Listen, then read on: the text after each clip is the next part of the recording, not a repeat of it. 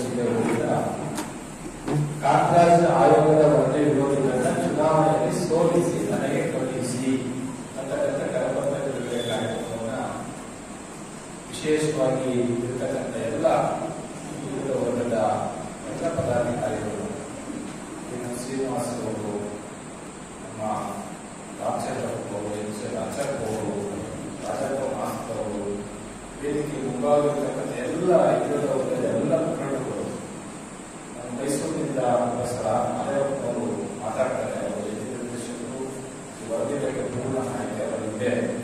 ಹಾಗಾಗಿ ಈ ಶೀರ್ಷಿಕೆ ಚುನಾವಣೆಯಲ್ಲಿ ಸೋಲಿಸಿ ಮನೆಗೆ ಕಳುಹಿಸಿ ಅಂತಕ್ಕಂಥದ್ರ ಬಗ್ಗೆ ನಾನು ಮಾತಾಡ್ತೇನೆ. ಚುನಾವಣೆಯಲ್ಲಿ ಸೋಲಿಸಿ ಮನೆಗೆ ಕಳುಹಿಸಿ, ಯಾರನ್ನ ಸೋಲಿಸಬೇಕು, ಯಾರನ್ನ ಕಳಿಸಬೇಕು ಅನ್ನೋದ್ರ ಬಗ್ಗೆ ನಾವೆಲ್ಲರೂ ಎಚ್ಚರಿಕೆ ವಹಿಸಿ ಈ ಕಾಂತರಾಜ್ ಆಯೋಗದ ವರದಿ ಏನು ವೈಜ್ಞಾನಿಕ ವರದಿ ಇದೆ, ವಸ್ತುನಿಷ್ಠ ವರದಿ ಇದೆ, ಅದನ್ನ ಜಾರಿ ಮಾಡಲಿಕ್ಕೆ ಏನೆಲ್ಲ ಮಾಡಬೇಕು ಅಂತ ಬಗ್ಗೆ ಬಹಳಷ್ಟು ವಿಷಯಗಳನ್ನು ನಮ್ಮ ಪ್ರಾಸ್ತಾವಿಕವಾಗಿ ಮಾತಾಡತಕ್ಕಂಥವರು ತುಂಬಾ ಚೆನ್ನಾಗಿ ಮಾತಾಡಿದ್ದಾರೆ. ಬಹಳ ಅದ್ಭುತವಾದ ಮಾತುಗಳ ವಿಷಯ. ಹೀಗಾಗಿ ನಮಗೂ ಕಾರ್ಯಕ್ರಮದ ಒತ್ತಡ ಇರುವುದರಿಂದ ಇವತ್ತು ನಮ್ಮ ರಾಜಪ್ಪ ಮತ್ತು ಪ್ರೊಫೆಸರ್ ಮಹದೇವಪ್ಪ ಬರಲೇಬೇಕು ಅಂತ ಹೇಳಿ ಇವತ್ತು ಶಿವಮೊಗ್ಗ ಜಿಲ್ಲೆಗೆ ಬಂದಿದ್ದೇನೆ. ಅದೆಲ್ಲರೂ ನಾನು ಜೈವಿ ಮುಂದಿನ ಸಲ್ಲಿಸ್ತೇನೆ.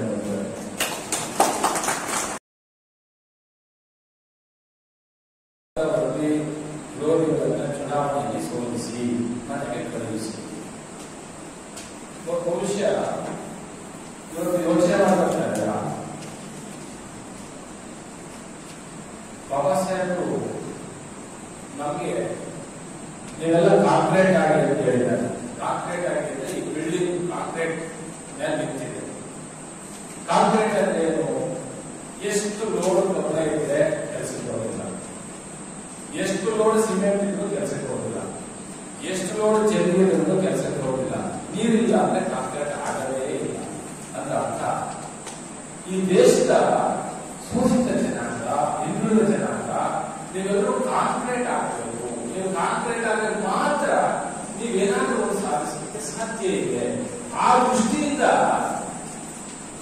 ನಾಳೆಯಲ್ಲಿ ಹಿಂದಿಗಳಂತೆ ಊರಿನ ಆಚೆ ಎಲ್ಲೋ ಗೊತ್ತಿದ್ದ ನಿಮಗೆ ನಾನು ಲಂಡನ್ನಲ್ಲಿ ಒಂದು ಓಟಿನ ಹೋಗಿದ್ದೇನೆ. ಓಟಿನ ತಕ್ಕೊಳ್ಳಿಕ್ಕೆ ಇಬ್ಬರು ಮಕ್ಕಳನ್ನು ಕಳ್ಕೊಂಡಿದ್ದೇನೆ. ನಿಮಗೆ ಸುಮ್ಮನೆ ಓಟ್ನಲ್ಲಿ ಬರಲಿಲ್ಲ. ಈ ಓಟಿನ ಅಕ್ಕಿಗೋಸ್ಕರವಾಗಿ ಬಾಬಾ ಸಾಹೇಬ್ ಇಬ್ಬರು ಮಕ್ಕಳು ಕಳ್ಕೊಂಡಿದ್ದಾರೆ. ಇವಾಗ ನಿಮ್ಗೇನು ಕೈ ಕೊಡ್ತೀರಿ, ಕಾಣಿಸ್ಕೊಳ್ತೀರಿ, ಯಾರ್ಯಾರು ಮರಾಠ ಗೊತ್ತಿಲ್ಲ, ನಿಮ್ಗೆ ಗೊತ್ತಿಲ್ಲ.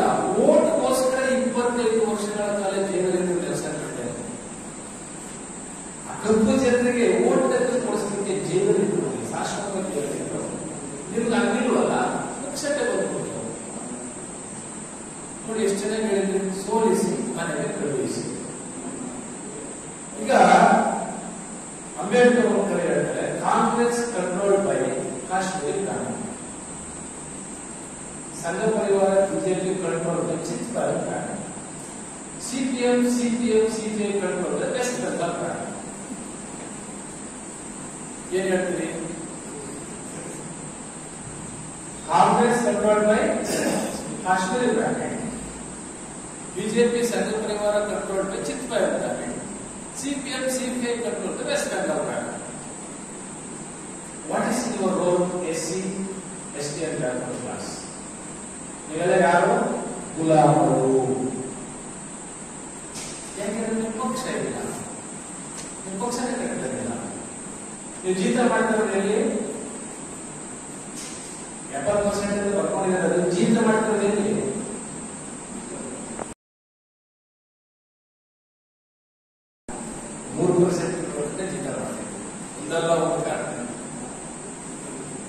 ಇದನ್ನ ಯಾಕೆ ನಾನು ವಿಶ್ಲೇಷಣೆ ಮಾಡಿ ಬಾಬಾ ಸಾಹೇಬ್ ಮಾತು ಹೇಳ್ತಿದ್ದೀನಿ ಅಂದ್ರೆ, ಶಿವಮೊಗ್ಗದಲ್ಲಿ ನೀವು ಧ್ವನಿಗೆತ್ತಿದ್ರಿ, ಎಸ್ ಕಾಂತರಾಜ್ ವರದಿ ಆಯೋಗವನ್ನ ಜಾರಿ ಮಾಡಿ. ಬಾಬಾ ಸಾಹೇಬ್ ಏನ್ ಹೇಳಿದ್ರು? ಅರೆ ನೀವು ಮದುವೆ ಮುಂಚೆ ಮಾಡ್ಕೊಳ್ಳೋದು ಬೇಡಪ್ಪ, ವಿಶ್ವಕರ್ಮದವರು, ಮಡಿವಾಳರು, ಈಡುಗಳು, ಇನ್ನೂ ಜಾತಿಗಳು ಹಾಳಾಗೋಗಿ ನೀವು ಮದುವೆ ಹೆಣ್ಣು ತರೋದು ಕೂಡ ಎಲ್ಲರೂ ಪರವಾಗಿಲ್ಲ, ರಾಜಕೀಯ ಕಾರಣಕ್ಕೋಸ್ಕರವಾಗಿ ನೀವು ಒಂದು ಕಡೆ ಬರಲೇಬೇಕು, ಇಲ್ಲ ನೀವು ಶಾಶ್ವತ ತಿಥಿ ಮಾಡ್ಕೊತಾರ ಅಂತ ಹೇಳ್ತಾರೆ. ನೀವು ಕೊಡೋದರ ಸಂಬಂಧ ಎಲ್ಲರೂ ಪರವಾಗಿಲ್ಲ, ಅಟ್ಲೀಸ್ಟ್ ಒಂದು ಲೈನ್ ನಿಂತ್ಕೊಂಡ್ರಪ್ಪ. ನೀವು SC ಮತ್ತು ST ಬ್ಯಾಕ್ವರ್ಡ್ ಕ್ಲಾಸ್ ಒಂದು ಲೈನ್ ನಿಂತ್ಕೊಂಡ್ರೆ ನಿಮ್ ಬೂಟ್ ಲೇಸನ್ ಕಟ್ಟಕ್ತಾರ ಅವರು ಅಂದ್ರು ಅಂಬೇಡ್ಕರ್. ಏನ್ ಕಟ್ಟಕ್ತಾರ? ನಿಮ್ ಬೂಟ್ ಲೇಸ್ ಕಟ್ಟಕ್ ಬರ್ತಾರೆ ಅವರು.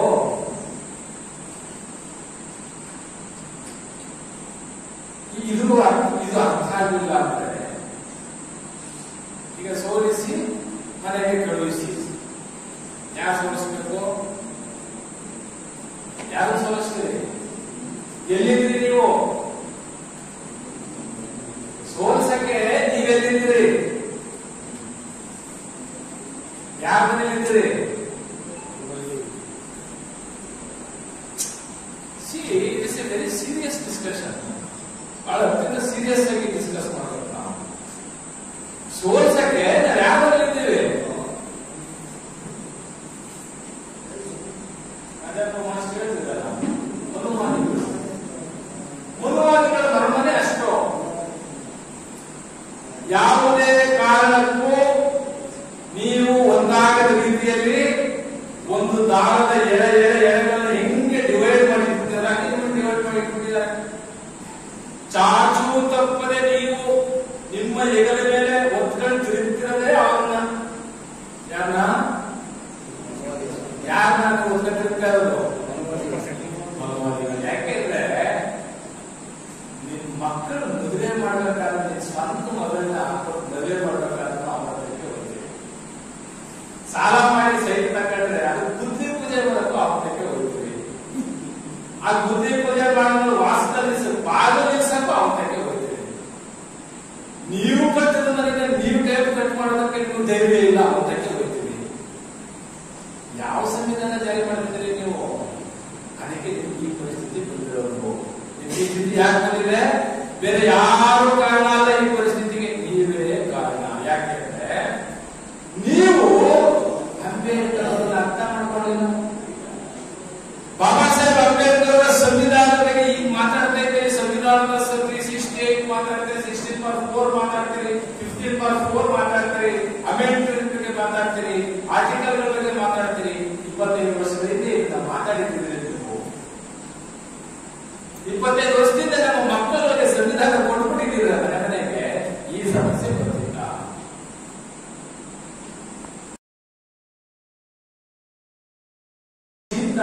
ನಾವು ಇವತ್ತು ಸೋಲಿಸಿ ಮನೆಗೆ ಕಳಿಸ್ತೀವಿ ಅಂತ ಅಂದ್ರೆ ಇದಕ್ಕೊಂದು ತಂತ್ರಗಾರಿಕೆ ಮಾಡಲೇಬೇಕು. ನಾವು ಮಾಡ್ತೀವಿ ಸ್ವಾಮಿಗಳೇ ಅಂತಂದ್ರೆ ನೀವೆಲ್ಲ ಕೈ ಎತ್ತಿ ನಾನು ಹೇಳ್ತೀನಿ ಏನ್ ಮಾಡ್ಬೇಕ ನೋಡೋಣ. ಎತ್ತಿ ಮಾಡ್ತೀವಿ ಸ್ವಾಮಿಗಳೇ ಹೇಳ್ದಾಗ ಮಾಡ್ತೀವಿ ನಾವು.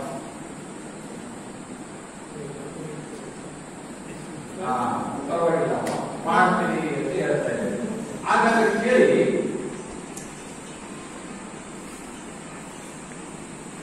ಹೋದ್ಸರಿ ಚುನಾವಣೆ ಒಳಗಡೆ ಲೋಕಸಭೆ ಚುನಾವಣೆ ಒಳಗಡೆ 303 ಸೀಟ್.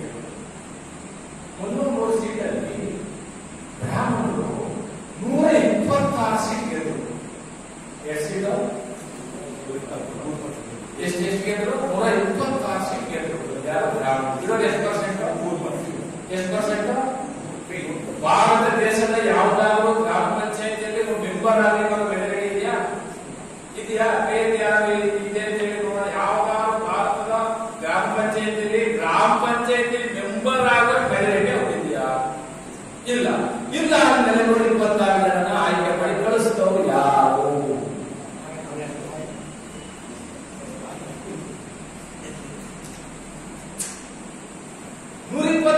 ಯಾರು ಕಳಿಸಿದ್ದಲ್ಲಿಗೆ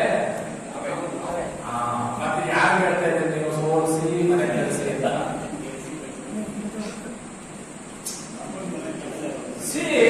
ನಾನು ನಿಮಗೆ ಯಾಕೆ ಇದನ್ನ ಬಹಳ ಸರಳವಾಗಿ ತಿಳಿಸಿ ಹೇಳ್ತಾ ಇದ್ದೀನಿ ಅಂದ್ರೆ 3% ಇರ್ತಕ್ಕಂಥವು 126 ಜನ ಓಟ್ ಚುನಾವಣೆ ಹೋದ್ರು. ಹೆಂಗ್ ಹೋದ್ರು ಅಂದ್ರೆ ನಿಮ್ಮ ಹೆಗಲ ಮೇಲೆ ಕಾಲ್ ಮಾಡಿಕೊಂಡು ಹೋದ್ರು. ಯಾಕೆ ಮಾತಾಡ್ತಾ ಇದ್ದೀನಿ ಅಂದ್ರೆ ಅಂಬೇಡ್ಕರ್ ಮತ್ತು ಸಂವಿಧಾನದ ಪ್ರಜ್ಞೆಯಲ್ಲಿ ಇರ್ತಕ್ಕಂಥ ಹಿಂದುಳಿದ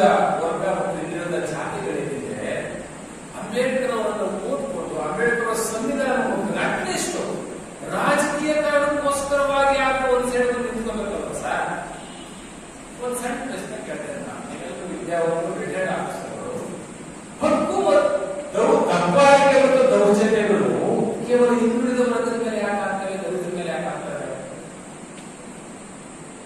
ಯಾಕೆ ಮೇಲ್ವರ್ಗದ ಮೇಲೆ ಆಗಲ್ಲ? ಅಂಬೇಡ್ಕರ್ ಎರಡು ಮಾತಿದ್ದು ಜಾತಿಗಳ ಮೇಲೆ ಆಗ್ತದೆ, ಮೇಲ್ವರ್ಗದ ಮೇಲೆ ಆಗಲ್ಲ ಅಂತ ಕೇಳ್ತಾರೆ. ಯಾಕೆ ಆಗಲ್ಲ ಅಂದ್ರೆ ಹಕ್ಕು ಮತ್ತು ಅಧಿಕಾರಗಳು ಅವರ ಕೈಯಲ್ಲಿರ್ತವೆ. ಯಾವ ಸಮುದಾಯಕ್ಕೆ ಹಕ್ಕು ಮತ್ತು ಅಧಿಕಾರಗಳಿರೋ ಆ ಸಮುದಾಯ ಶಾಶ್ವತವಾಗಿ ಸಮಾಧಿಯಾಗಿರುತ್ತದೆ. ಆ ಮಕ್ಕಳ ಮೇಲೆ ನಿರಂತರ ದೌರ್ಜನ್ಯ ನಡೆಯುತ್ತೆ. ಆ ರೇಪ್ ನಡೆದು ಜ್ಞಾನ ಆಗ್ತಾರೆ.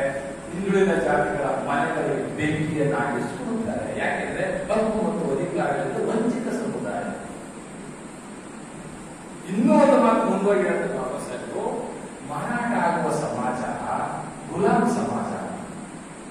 ಗುಲಾಮ್ ಸಮಾಜ ಆಳುವ ಸಮಾಜ ಆಗ್ತಕ್ಕಂಥ ಕ್ಯಾರೆಕ್ಟರ್ ಬರ್ಬೇಕಲ್ರಿ, ರೂಲಿಂಗ್ ಕ್ಯಾರೆಕ್ಟರ್ಸ್. ಒಂದಾನೊಂದು ಕಾಲದಲ್ಲಿ ರೂಲಿಂಗ್ ಕ್ಯಾರೆಕ್ಟರ್ ಆಗಿದ್ದಂತೆ ಹಿಂದುಳಿದ ಜಾತಿಗಳು, ದಲಿತರು, ಹಿಂದುಳಿದವರು ರೂಲಿಂಗ್ ಕ್ಯಾರೆಕ್ಟರ್, ಅವರೆಲ್ಲ ರೂಲ್ ಮಾಡಿದಂತವರು ಇವತ್ತು ಅಧಿಕಾರಿಗಳಾಗಿದ್ರಿ. ಯಾಕೆ ಅಂದ್ರೆ ನೀವು 100ಕ್ಕೆ 100 ನಿಮ್ಮ ತಲೆಗೆ ಬೇಡಿಯನ್ನು ಹಾಕಿದ್ದಾರೆ. ಕೈಗೆ ಬೇಡಿ ಹಾಕಿದ್ರೆ ಬೇಗ ಬಿಚ್ಕತಿದ್ರಿ, ಕಾಲಿಗೆ ಬೇಡಿ ಹಾಕಿದ್ರೆ ಬೇಗ ಬಿಚ್ಕತಿದ್ರಿ. ಅವ್ರು ಬೇಡಿ ಹಾಕಿದ್ರಿಗೆ ಎಲ್ಲಿಗೆ? ಮೆದುಳಿಗೆ ಬೇಡಿ ಹಾಕಿದ್ದಾರೆ. ಮೆದುಳಿನ ಬೇಡಿಯನ್ನ ಬಿಚ್ಚಬೇಕಾದ್ರೆ ಅದು ಅಂಬೇಡ್ಕರ್ ಬೇಕು, ಕುವೆಂಪು ಬೇಕು, ಬಸವಣ್ಣ ಬೇಕು. ಮಹನೀಯರ ಮಾತುಗಳನ್ನ ಕೇಳಿ ನಮ್ಮ ಮೆದುಳಿನ ಬೇಡಿನ ಬಿಚ್ಕೋಬೇಕು. ನೀವು ಬಿಚ್ಕೊಳ್ಳೋದು ತಯಾರಿದ್ದೀರಾ? ನೀವು ಎಲ್ಲಿವರೆಗೆ ಇದನ್ನ ಬಿಚ್ಕೊಳ್ಳೋಕೆ ತಯಾರಿರೋ ಅಲ್ಲಿವರೆಗೂ ನಿಮ್ಮ ದಬ್ಬಾಳಿಕೆ ದೌರ್ಜನ್ಯ ನಡೆಯುತ್ತಕ್ಕಂದ್ರೆ ನಿಮ್ಮ ಪರಿಸ್ಥಿತಿ ಬೀದಿ ನಿಂತಿರುತ್ತೆ. ಅಲಿಗೇಷನ್ ಇನ್ ಸ್ಟ್ರೀಟ್. ಹೆಂಗೆ ಸ್ವಾಮಿ ನೋಡಿ ಮದುವೆ ಮಾಡಕ್ಕೆ ತಾಲಿ ಕಟ್ಟಾದ್ಮೇಲೆ ಹುಡುಗ ಹುಡುಗಿ ಮರಿಗಳಂತ ಕೇಳಕ್ ಅವನೇ ಬೇಕು. ನೀವು ಮಗನಿಗೆ ನೀನೇ ನಾಮಕರಣ, ನೀನೇ ಹೆಸರಿಡಕ್ಕೆ ಯೋಗ್ಯತೆ ಇಲ್ಲ. ನೀವು ಹುಟ್ಟಿಸಿರೋ ಮಗನಿಗೆ ನೀನ್ ಹೆಸರಿಡಕ್ಕೆ ಯೋಗ್ಯತೆ ಅಲ್ಲ. ಯಾರು ಕೇಳೋದು? ನಿಮ್ಮ ದೌರ್ಬಲ್ಯ, ನಿಮ್ಮ ಭಯ, ನಿಮ್ಮ ತಲೆ ತಿರುಗತಕ್ಕಂಥ ಮನೋಸ್ಮೃತಿಯನ್ನು ಕಿತ್ತು ಬಿಸಾಕ್ತಾ ಹೋದ್ರೆ ಈ ಬಾಬಾ ಸಾಹೇಬ್ ಅಂಬೇಡ್ಕರ್ ಕೊಟ್ಟಂತ ಸಂವಿಧಾನ ಉಳಿಯೋದಿಲ್ಲ. ಎಸ್ಪೆಷಲಿ ಹಿಂದುಳಿದ ವರ್ಗಗಳಿಗೆ, ಹಿಂದುಳಿದ ಜಾತಿಗಳಿಗೆ ನಾನು ಕಳಕಳಿಯಿಂದ ಕೇಳ್ಕೊಳ್ಳೋದು, ನೀವು ಕಾಂಕ್ರೀಟ್ ಆಗ್ಬೇಕು ಅಂದ್ರೆ ಬಾಬಾ ಸಾಹೇಬ್ರು ಅದು ನಾವು ಕಾಂಕ್ರೀಟ್ ಆಗಿದ್ದೀವ? ಪಕ್ಷಗಳು ಯಾರು ಕಟ್ಕೊಂಡಿವೆ? ಅದಕ್ಕೆ ಏನ್ ಮಾಡ್ಬೇಕು ಸ್ವಾಮಿ ಅಂದ್ರೆ ಹೇಳಿದ್ದಲ್ಲ, ನಾನು ಹೇಳಿದ್ರೆ ನೀವು ಮಾಡಬೇಕು. ಏನ್ ಮಾಡ್ಬೇಕು? ಇವತ್ತಿನಿಂದ ನಾವು ಹಿಂದುಳಿದ ಜಾತಿಗಳು ಯಾವುದೇ ವೈದಿಕ ಸಹಾಯ, ಪುರೋಹಿತ ಸಹಾಯ, ಯಾವುದೇ ಮನುವಾದಿಗಳ ತಂತ್ರಕ್ಕೆ ಬಲಿಯಾಗೋದಿಲ್ಲ. ಯಾವತ್ತೂ ಸಹ ಪುರೋಹಿತರುಗಳನ್ನ ನಾವು ನೆಚ್ಕೊಳ್ಳೋದಿಲ್ಲ ಅನ್ನತಕ್ಕಂಥದ್ದನ್ನು ಶಬ್ದ ಮಾಡಿ ಸಾಧ್ಯನೇ ಇಲ್ಲ ಸರ್. ಯಾಕೆಂದ್ರೆ ನಿಮ್ಮ ತಲೆಯಲ್ಲಿ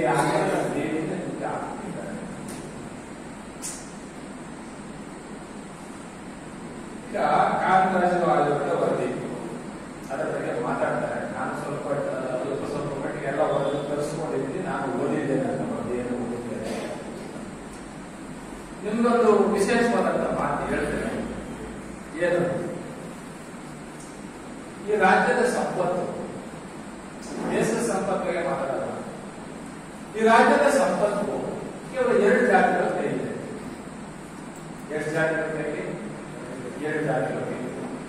ಈ 2 ಜಾತಿಗಳು, ಒಂದು ಜಾತಿ 16 ಸರಿ ಮುಖ್ಯಮಂತ್ರಿ ಆಗಿದೆ ಈ ರಾಜ್ಯದಲ್ಲಿ. ಎಷ್ಟು ಸರಿ?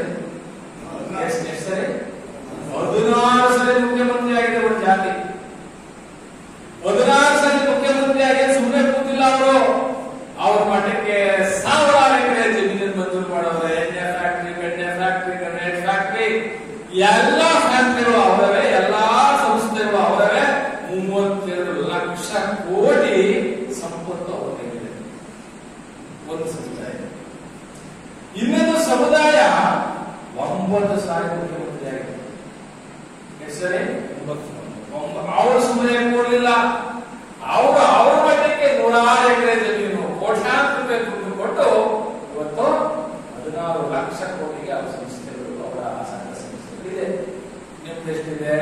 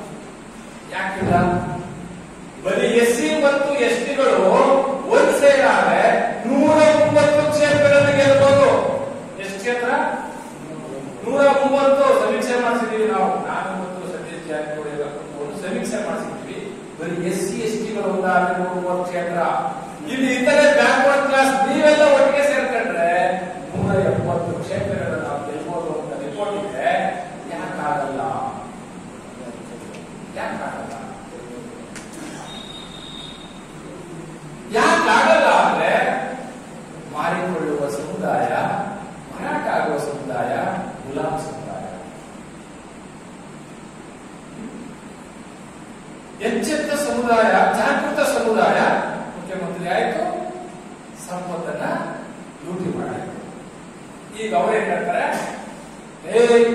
ಕಾಂತರಾಜದ ಅಭಿಸಾರ ಡಸ್ಟ್ಬಿನ್ ಅಂತ. ಯಾಕೆಂದ್ರೆ ಅವ್ರು ಯಾವಾಗಲೂ ಜಿಲೇಬಿ ತಿಂದ ಅಭ್ಯಾಸ. ಏನ್ ತಿಂದ್ರು? ಜಿಲೇಬಿ ತಿಂದ್ರು. ನಿಮ್ಗೇನ್ ಕೊಡ್ತಿದ್ರು ಅವರು? ನಿಮ್ಗೇನ್ ಕೊಡ್ತಿದ್ರು? ಎಷ್ಟನೇ ತಾರೀಕು ಎಲೆಕ್ಷನ್ ಇದೆ? 27ಕ್ಕೆ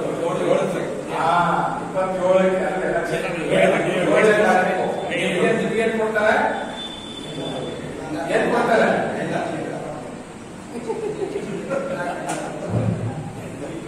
ಅದಕ್ಕೆ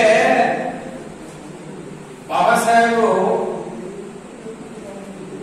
1935 ಆಕ್ಟ್, ಬ್ರಿಟಿಷ್ ಇಂಡಿಯಾ ಆಕ್ಟ್ ಜಾರಿ ಮಾಡಿ ನಿಮ್ಗೆಲ್ಲ ಓಟ್ ಹಾಕಿಂದ ತಂದು ಕೊಟ್ಬಿಟ್ಟು ಆ ಕಡೆಯಿಂದ ಬರ್ತಾ ಇರ್ತಾರೆ ಸುಪ್ರೀಂ ಕೋರ್ಟ್ ಆಗ್ಬೇಕು.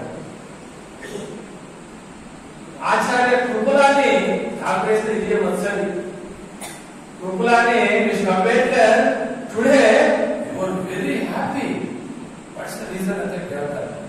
ಏನು ಬಾಬಾ ಸಾಹೇಬ್ ತುಂಬಾ ಹೆಮ್ಮೆಯಿಂದ ವ್ಯಕ್ತಪಡಿಸಿದ್ರಲ್ಲ.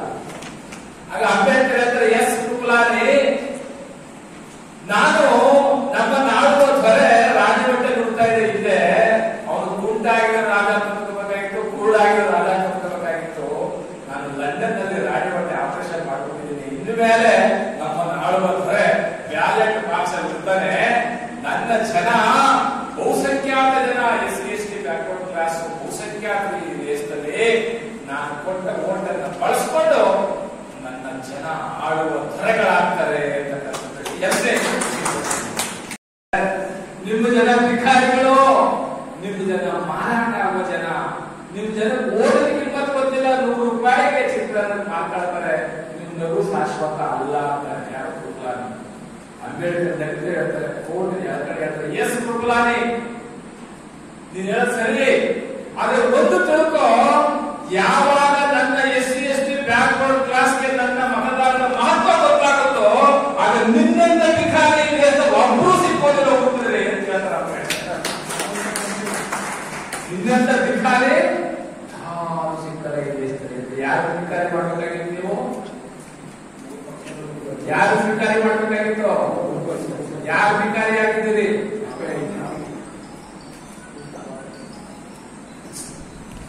ಎಷ್ಟು ಸೂಕ್ಷ್ಮವಾಗಿ ಅಂಬೇಡ್ಕರ್ ಅವತ್ತಿನ ಕಾಲದಲ್ಲಿ 90 ವರ್ಷಗಳ ಹಿಂದಿನ ಮಾತು.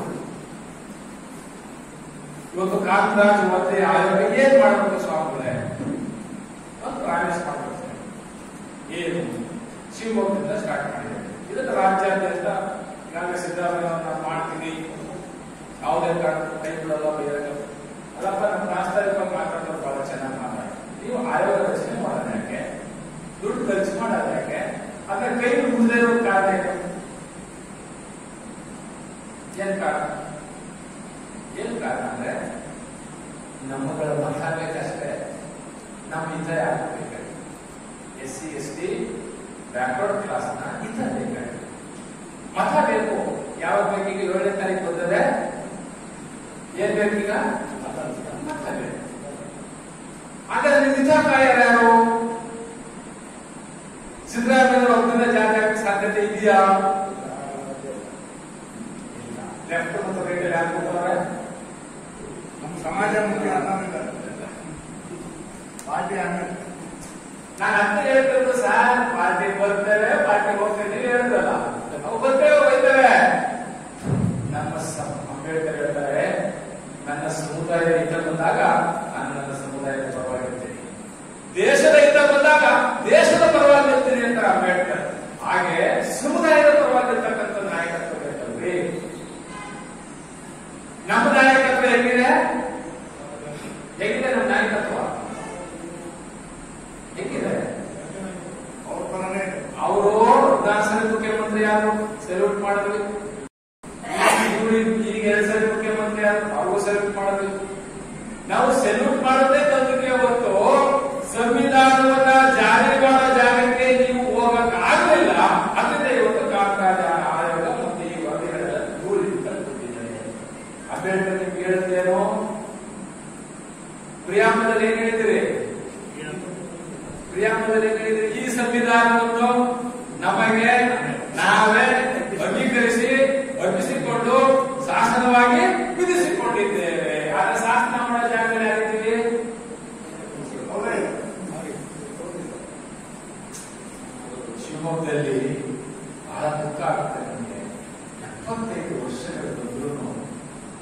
ಹಿಂದುಳಿದ ಜಾತಿಗಳು, ತೊಂದಿದಾಸರು, ಹುಡುಗಿಯರು, ಶ್ರೀಲಂಕೆ ಆಯ್ತು ತರೀಕೆರೆಯಲ್ಲಿ ಸಮಾವೇಶ ಆಯ್ತು ಬಂದಿದ್ದೆ ನಾನು.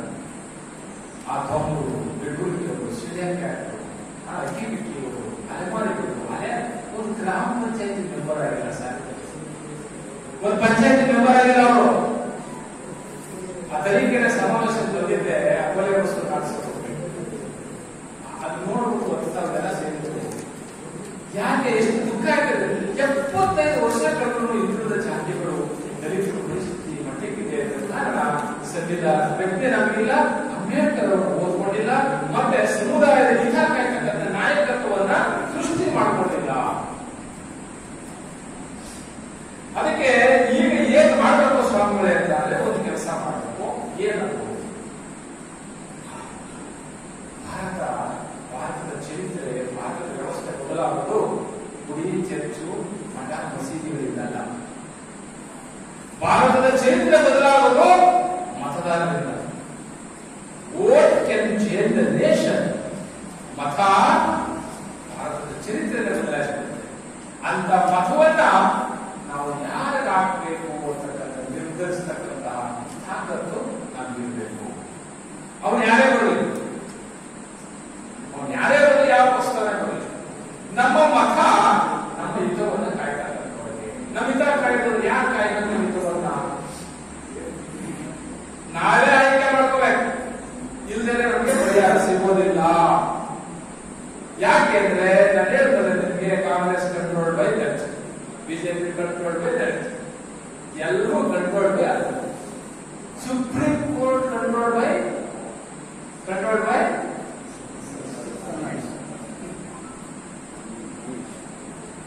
ಅದಕ್ಕೆ ಹೇಳ್ತಾ ಇದ್ರು ನನ್ನ ಸ್ನೇಹಿತರು. ಅದೇಕೆ 3 ಲಕ್ಷ ಹೊಡೆದಿಲ್ಲ, ಎಲ್ಲೂ ಬಂದು ಜಾಟ ಮಾಡಿಲ್ಲ, ಅವರು ಹೋಗಿ ಅಪ್ಲಿಕೇಶನ್ ಕೊಟ್ಟಿಲ್ಲ ಮಾಡಿ ನಮಗೆ ಅಂತ ಅವರು ಅದು ಕೊಟ್ಟಿಲ್ಲ. 8 ರಿಂದ 12 ಗಂಟೆವರೆಗೆ ಆಗುತ್ತೆ. ಅಂತಂದ್ರೆ ಕರ್ನಾಟಕ 11ವರೆಗೆ ಪಾರ್ಲಿಮೆಂಟ್ ಬರುತ್ತೆ ಬಿಲ್ಲು, 1ವರೆಗೆ ಅಪ್ರೋಸ್ ಹೋಗುತ್ತೆ, 2:45ಗೆ ರಾಷ್ಟ್ರಪತಿ ಬರುತ್ತೆ, 4 ಗಂಟೆಗೆ ಗೆಜೆಟ್ ಹಾಕಿಬಿಡ್ತಾರೆ. ಯಾವ ಬಿಲ್ಲು? 4 ಗಂಟೆಗೆ ಗೆಜೆಟ್ ಆಗಿರ್ತಕ್ಕಂಥ ಬಿಲ್ಲು 10% ಮಜಾ ಬಡಿಸ್ತಾ ಇದ್ದಾರೆ. 130 ಜನ AS ಆಗಿದ್ದಾರೆ. 130 ಜನ ಲ್ಯಾಟ್ರಲ್ ಅಲ್ಲಿ AS ಆಫೀಸರ್ ಆಗಿ ಲ್ಯಾಟ್ರಲ್ ಅಲ್ಲಿ ಬಂದಿದ್ದಾರೆ 130 ಜನ. ರೆಕಾರ್ಡ್ ಕ್ಲಾಸ್ ಹೋಗಿ ಅದಕ್ಕೆ ನಮಗೆ ಕೇಳೋದು ಏನಂದ್ರೆ, ನೀವು ಮತವನ್ನ ಹಾಕುವಾಗ, ನೀವು ವೋಟ್ ಹಾಕುವಾಗ ದಯಮಾಡಿ ಮುಂದೆಗಡೆ ಕೂತಿರ್ತಕ್ಕಂಥವ್ರು, ಅದರ ಪಕ್ಕದಲ್ಲಿ ಕೂತಿರೋರು ಎಷ್ಟು ವೋಟ್ಗಳನ್ನ ನೀವು ಕಂಟ್ರೋಲ್ ಮಾಡಬಹುದ್ರಿ? ನಾವೇ ಕಂಟ್ರೋಲ್ ನಾವೇ ನಮ್ ಜಾತಿ ಮಂತ್ರಿ ಸೇರಿಲ್ಲ, MLA ಸೇರಿಲ್ಲ ಅಂತ ಸಿಟ್ಟಿ ಬಿಜೆಪಿ ಓಡ್ಕೊಂಡಿಲ್ಲ. छोड़ो पूरी मुल्कात में क्या है, ओवर है क्या? ये छोड़ो. इनके दिशा के SC ST बैकवर्ड क्लास ಅವರಿಗೆ ಹೇಳಿದ್ರು ಶಾಸಕಾಂಗ ಕಾರ್ಯಾಂಗ ನ್ಯಾಯಾಂಗ ಅವರಿಗೆ ದಿಶಾ के ಎಂದರೆ ದಿಶಾನಂದ ಸಾಹೇಬ್ ನೋಡಿರಬೇಕು. CID IBN ಚಾನೆಲ್ ಬಂದಿದೆ. ಈ ಸಂವಿಧಾನ ಅಂಬೇಡ್ಕರ್ ಅವರ ಸಂವಿಧಾನ ತಿಪ್ಪೆಗೆ ಹೆಸರು ರಾಯಕ್ ಹೋಗ್ತಾರೆ. ತಿಪ್ಪೆ ಬಿಸಾಕಿ ಅಂತ ನಾವು 10% ರಿಸರ್ವೇಶನ್ ತಗೊಂಡಲ್ಲ, ಈ 70% ಇದೀವಿ ಅಂತಾರಲ್ಲ. ಈಗ ಯಾರೋ ನಮ್ಮ ಬ್ಯಾಕ್ವರ್ಡ್ ಕ್ಲಾಸ್ ನಮ್ಮೆಲ್ಲ ಜಾತಿಗಳು ಒಬ್ಬರಾರು ಬೀದಿಗೆ ಬಂದ, ಒಬ್ಬರಾರು ಈಚೆಗೆ ಬಂದ, ಒಬ್ಬರಾರು ರೈಲ್ವೆ ಸ್ಟೇಷನ್ ಬಂದ್ ಮಾಡಿದ್ರ, ಒಬ್ಬರಾರು ಬಂದು ಬಸ್ ಸ್ಟ್ಯಾಂಡ್ ಅಲ್ಲಿ ಬಂದ್ ಮಾಡಿದ್ರ. ಇದು ಸಂವಿಧಾನ ವಿರೋಧಿ. Reservation given by the which base, not economical base. ಆರ್ಥಿಕ ಆಧಾರದಲ್ಲಿ ಮೀಸಲಾತಿ ಕೊಡಿ ಅಂತ ಎಲ್ಲೂ ಸಂವಿಧಾನದಲ್ಲಿಲ್ಲ. ಮೀಸಲಾತಿ ಕೊಡಿ ಅಂತ ಹೇಳೋದು ಸೋಷಿಯಲ್ ಎಜುಕೇಶನ್, ಸೋಷಿಯಲ್ ಎಜುಕೇಶನ್. 16/4 15/4 ಗೆ ಅವರು ಅಮೆಂಡ್ಮೆಂಟ್ ಮಾಡಿದ್ರು. ಅಮೆಂಡ್ಮೆಂಟ್ ಹೆಂಗ್ ಮಾಡಿದ್ರು? ರಾಷ್ಟ್ರಪತಿ ಸೈನ್ ಮಾಡಿದ್ರು, ಸುಪ್ರೀಂ ಕೋರ್ಟ್ ಅಂಗೀಕರಿಸಿತು. ನಿಮ್ ಇಂದಿರಾ ಸಾನಿ ಕೇಸ್ ಏನಾಯ್ತು? ತಿಪ್ಪೆಗೆ ಹೆಸರು. ಇಂದಿರಾ ಸಾನಿ ಕೇಸ್ ಏನ್ ಹೇಳ್ತಾರೆ? ರಿಸರ್ವೇಶನ್ 50% ಮೇಲೆ ಕೊಡಬಾರ್ದು. ಈಗ ಎಷ್ಟು ಪರ್ಸೆಂಟ್ ಆಯ್ತು? ಎಷ್ಟು ಪರ್ಸೆಂಟ್ ಆಯ್ತು? ಎಲ್ಲಿ ತನಕ ಬರ್ತೀರಿ? ಯಾರು ಕಿತ್ತಾಕ್ತೀರಿ? ಅದಕ್ಕೆ ಅವ್ರೇನ್ ಮಾಡಿದ್ರು, ಸುಪ್ರೀಂ ಕೋರ್ಟ್ ಹೋದ್ರು ಇದು ಅಂಗೀಕಾರ ಆಗಬೇಕೆ ಸಂವಿಧಾನಕ್ಕೆ 105 ಅಮೆಂಡ್ಮೆಂಟ್ ಮಾಡಿ ಇವತ್ತು ಅದನ್ನ ಅಂಗೀಕರಿಸಿಕೊಂಡು ಕಾನೂನು ಮಾಡಿಕೊಂಡು. ಯಾಕೆ ಅಂದ್ರೆ ಹಕ್ಕು ಮತ್ತು ಅಧಿಕಾರ ಅವ್ರ ಕೈಯಲ್ಲಿದೆ. ಇನ್ನು ಎಷ್ಟು ಭಾಷಣ ಮಾಡೋರು ಅಷ್ಟೇನಾ? ಯಾವ ಸಮುದಾಯ ಹಕ್ಕು ಮತ್ತು ಅಧಿಕಾರಗಳನ್ನ ಹೊಂದಿರ್ತದೋ ಅದು ಏನ್ ಬೇಕಾದ್ರೂ ಮಾಡುತ್ತಾರೆ. ಅಂಬೇಡ್ಕರ್ ಹೇಳಿರೋ ಮಾತಿದೆ, ಹಕ್ಕು ಮತ್ತು ಅಧಿಕಾರ ಅವ್ರ ಕೈ ಯಾರು ಜಾರಿ ಮಾಡ್ತಾರ? ಹೆಂಗ್ ಮಾಡ್ತೀರಿ ಅಂತ ಕೇಳ್ತಾರೆ. 74 ಜನ. ಅದಕ್ಕೆ ನೀವು ಜಾಗೃತ ಸಮಾಜ ಆಗಿ ಅಂಬೇಡ್ಕರ್ ಹೇಳ್ತಾರೆ, ಒಗ್ಗಟ್ಟಾದ್ರೆ ಉಳಿತೀರಿ, ವಿಭಜನೆ ಆದ್ರೆ ಸಾಯ್ತೀರಿ. ಒಗ್ಗಟ್ಟಾದ್ರೆ ಉಳಿತೀರಿ, ವಿಭಜನೆ ಆದ್ರೆ ನೀವು ಒಗ್ಗಟ್ಟಾಗಿ ಈ ಕಾಮರಾಜ್ ಆಯೋಗ ಯಾಕೆ ಜಾರಿ ಆಗಲ್ಲ ನಾನು ಸ್ವಲ್ಪ ನೋಡ್ತೀನಿ.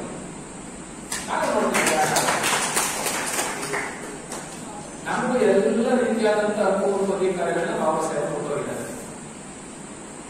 ನೋಡ್ತೇನೆ ಅದು ಯಾಕೆ ಮಾಡೋದು. ಮುಖ್ಯಮಂತ್ರಿ ಬೀದಿಗೆ ಬಂದು ನಿಂತ್ಕೊಳ್ತಕ್ಕಂಥ ಕೆಲಸ ಮಾಡಿದ್ವಿ ನಾವು. ರೋಡ ನಿಲ್ಲಿಸಿದ್ವಿ ಮುಖ್ಯಮಂತ್ರಿ. ಯಾಕೆ ಅಂದ್ರೆ SC ST ಬ್ಯಾಕ್ವರ್ಡ್ ಕ್ಲಾಸ್ ಅಷ್ಟು ಶಕ್ತಿ ಇದೆ. ನಿಮ್ ಇತಿಹಾಸ ಗೊತ್ತಿದೆ ನಿಮಗೆ. ನೀವೇನ್ ಮಾಡ್ತಾ ಇದ್ರಿ ಬ್ರದರ್? ನೀವು ಹೇಳಿದ್ರಲ್ಲ, ಈ ನದಿಗಳು ಏನ್ ಮಾಡುದು ಅಂತ ಕಿತ್ತಾಡ್ಕೊಂಡು ಕಜ್ಜಾಯ ತಗೊಂಡೋಗ್ಬಿಟ್ಟು ಕೋಟಿ ಅಂತ ಕೊಡುವಂತೆ ದುಃಖ ಮಾಡ್ಕೊಂಡು ನ್ಯಾಯ ಕೊಡಿ ಅಂತ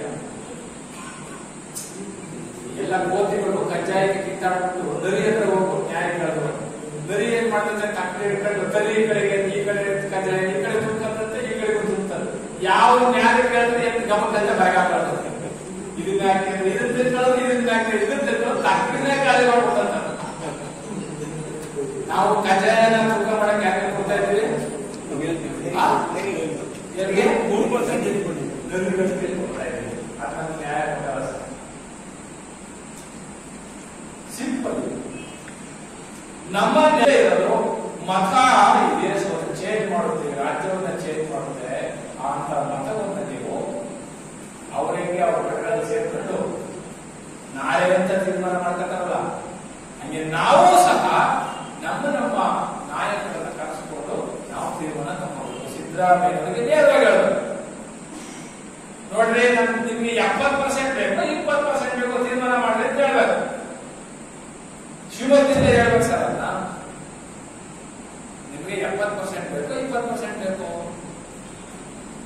70% ಬೇಕು ಅಂದ್ರೆ ನೀವು ಜಾರಿ ಮಾಡಿ, ನಾವು ನಿಮ್ಮನ್ನು ಸಪೋರ್ಟ್ ಮಾಡಿ.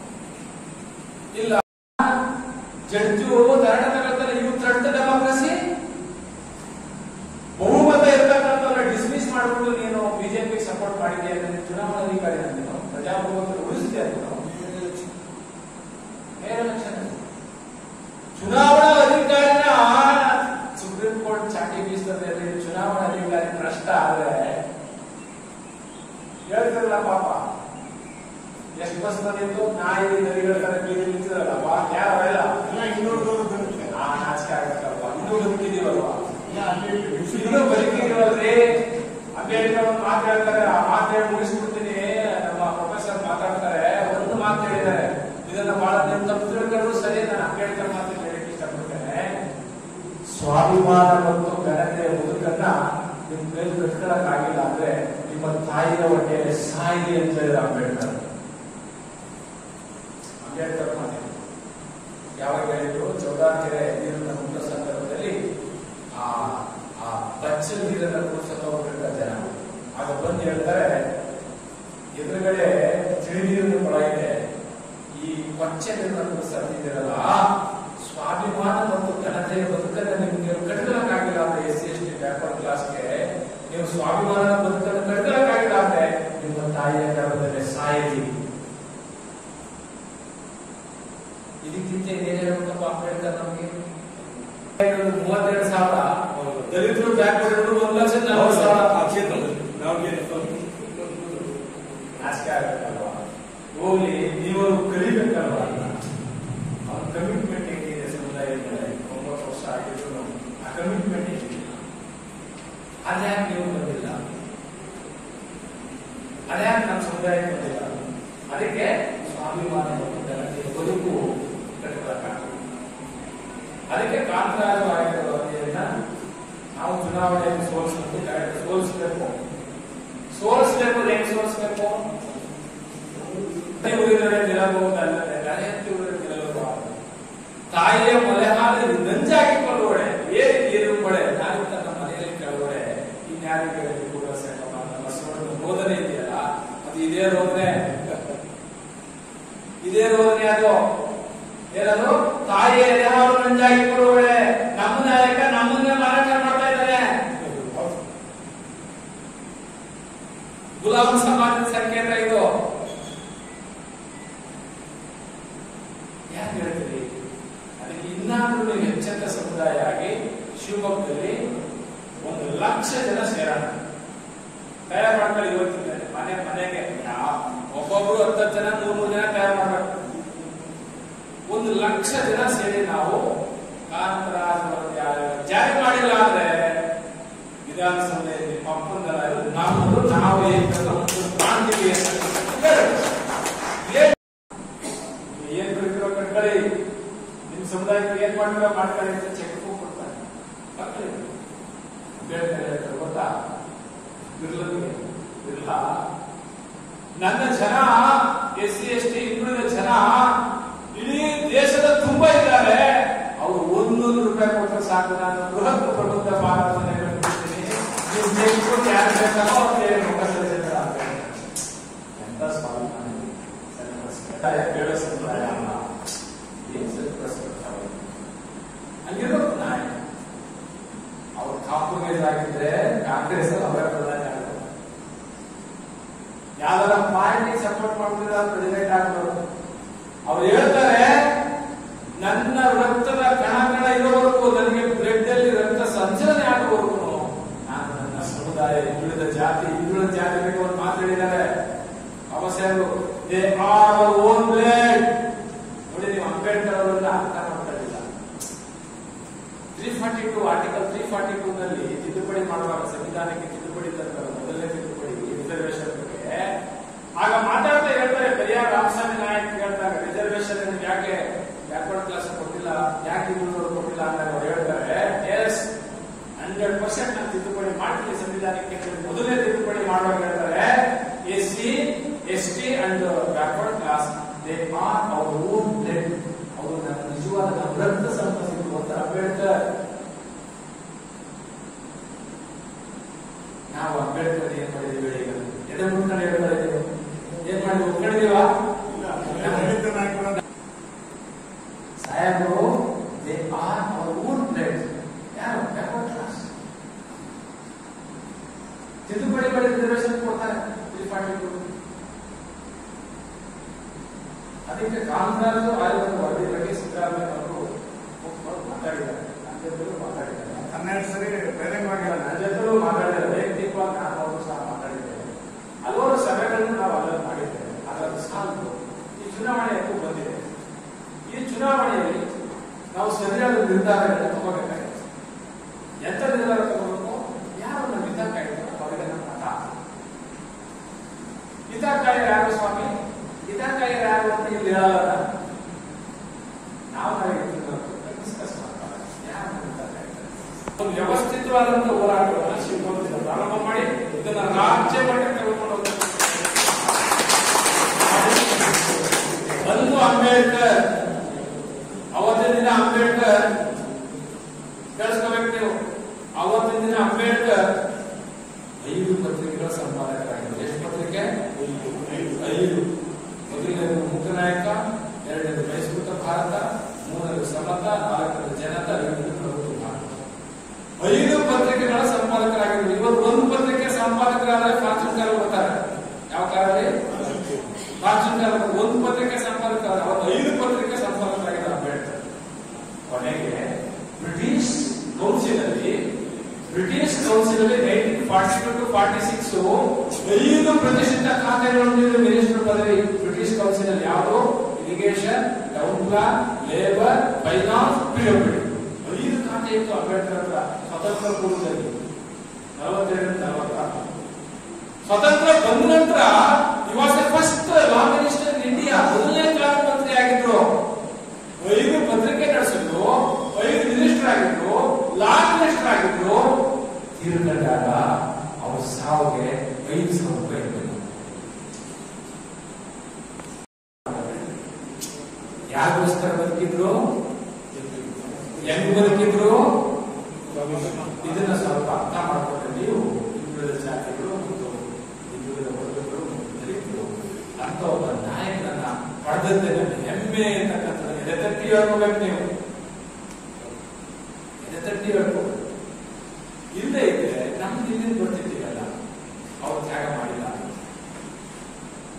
ಇದನ್ನು ಸ್ವಲ್ಪ ನಾವು ತಲೆಗೆ ಹಾಕೊಂಡು ಅಂತ ಒಬ್ಬ ಮಹಾನ್ ನಾಯಕ ಎಲ್ಲವನ್ನೂ ತ್ಯಾಗ ಮಾಡಿ ತನ್ನ ಸಮಗ್ರ ಕುಟುಂಬವನ್ನು ತ್ಯಾಗ ಮಾಡಿ ಇವತ್ತು ನಿಮಗೆ ಬಂದಿರಬಹುದು. ಎಲ್ಲರ ಆಯೋಗದಿಂದ ಹಿಡಿದು 1902 ಹಿಡಿದು ರಿಸರ್ವೇಶನ್ ಬಗ್ಗೆ ದೊಡ್ಡ ಚರಿತ್ರೆ ಇದೆ. ಆದ್ರೆ ಕಾನೂನು ಬದ್ಧಗೊಳಿಸೋದು ಯಾರು? ಸಂವಿಧಾನ ಬದ್ಧಗೊಳಿಸೋದು ಯಾರು? ಇದನ್ನ ಅರ್ಥ ಮಾಡ್ಕೊಂಡು ಎಚ್ಚೆತ್ತ ಸಮುದಾಯ ಆಗಲಿ ನಿಮ್ ಜೊತೆ ನಾನು ಇರ್ತೇನೆ. ರಾಜ್ಯ ಮಟ್ಟದಲ್ಲಿ ತೆಗೆದುಕೊಂಡು ಹೋಗೋಣ. ಯಾವುದೇ ಕಾರಣಕ್ಕೂ ಕಾಂತರಾಜ ಆಯೋಗದ ವರದಿಯನ್ನ ವಿರೋಧ ಮಾಡ್ತಕ್ಕಂಥವ್ರನ್ನ ಯಾವ ರೀತಿ ಮಣ್ಣು ಮುಕ್ಕಿಸಬೇಕು ಅನ್ನೋ ತಂತ್ರಗಾರಿಕೆ ನಮ್ಮ ಹತ್ರ ಇದೆ. ಆ ತಂತ್ರಗಾರಿಕೆ ಮಾಡೋಣ ಮುಂದಿನ